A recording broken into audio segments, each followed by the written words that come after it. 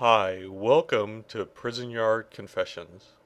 My name is Peter Carlson, your host. This program deals with interviews with current and former prison inmates to discuss their crimes, their past histories, and more importantly, why they committed their crime. By knowing their history, why they committed their crimes, hopefully it will give us some insight to look for signs from others who may be predisposed from committing the same type of crime. On today's show, we have Tim Smith, not his real name to protect his identity, who has been sentenced to 3 years in prison for mutilating and decapitating over 20 dogs and cats. Hi, Tim. My name is Mike. Hi, Mike. I can see we're not playing with the brightest bulb on the street.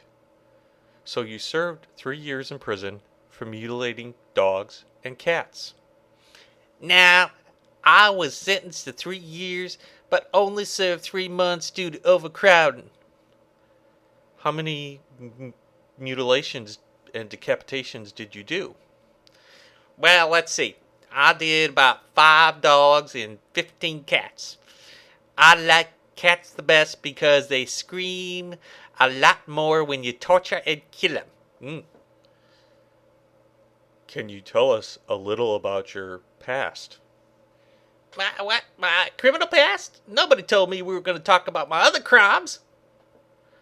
No, your family history. Well, there's not much to say. I grew up in a middle-class family and did what normal kids did. School, sports, all that kind of stuff.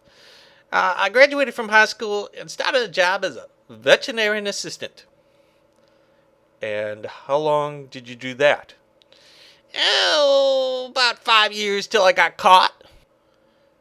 Did you ever have a pet? Oh, no, not really. My parents didn't want one in the house. Did your parents ever mistreat you? No, just the usual stuff, like put me in the closet and beat me with a rubber hose and tying me up and keeping me in the basement for a couple days. You know, the usual stuff that parents do to discipline their kids. So, Mike, do you believe that affected you and made you mutilate the animals you did? Oh, no, that had no connection with the stuff that I did. How do you know that? Well, I talked to the shrink here in jail, and after lengthy talks with him, I finally realized exactly what triggered my obsession to mutilate dogs and cats.